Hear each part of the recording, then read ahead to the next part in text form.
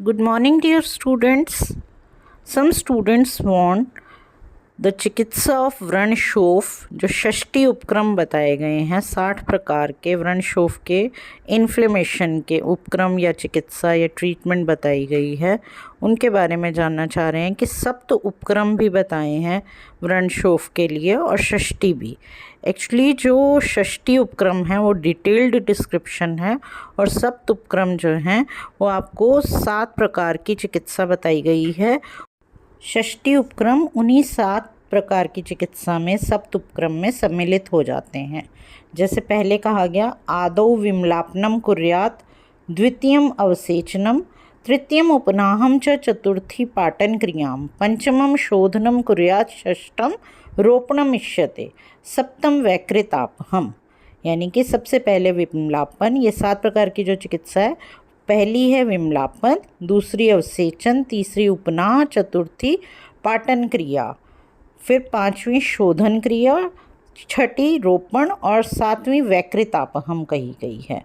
अब षष्ठी उपक्रम की बात करें तो अब तर्पण से लेकर विमलापन तक 6 कर्म जो बताए गए हैं वो सप्त उपक्रम के पहले कर्म विमलापन के अंतर्गत आ जाते हैं, यानी दबाना, उसे इन्फ्लेमेशन को दबाव करते हुए उपवास से, लेप से, सिकाई से, इस तरह से दबाव करते हुए उसे विमलापित करना होता है कर्म।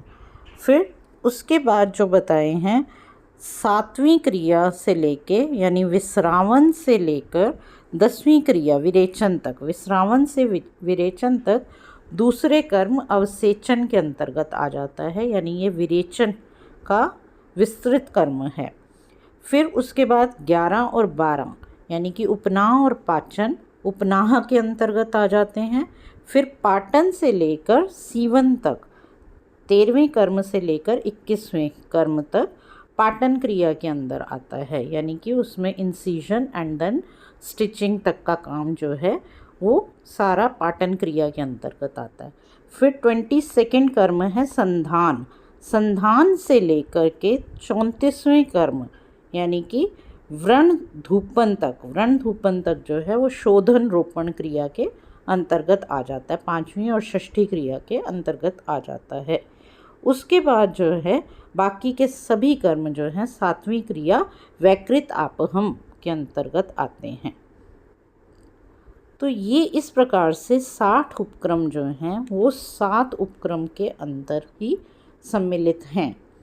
तो सभी क्रियाएं जो हैं अपनी विशेष महत्ता रखती हैं। इन्फ्लेमेशन को सबसे पहले जो है आपको उसमें पकाना भी है, पाचन कर्म करना है, उसको निकालना है, इंसाइज फिर करना है, इंसाइज के बाद उससे सीवन कर्म भी करना है और उसके बाद शोधन रोपण के लिए कषाय, वर्ती, अवचूर्णन, धूपन आदि क्रियाओं से उसका शोधन रोपण करना है और लास्ट में वैकृतापहम में यानी कि क्षार, अग्नि, धूम, कवल या रक्षा विधान के द्वारा उसे वापस अपनी स्टेज पर लेके आना है।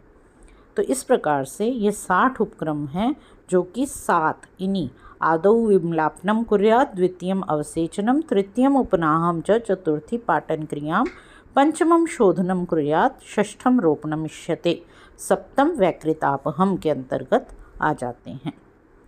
तो ये सुश्रुत आचार्य ने बहुत ही अच्छे तरीके से व्रणशोफ की चिकित्सा बताई है, इसे आप डिटेल्ड स्टडी कीजिए।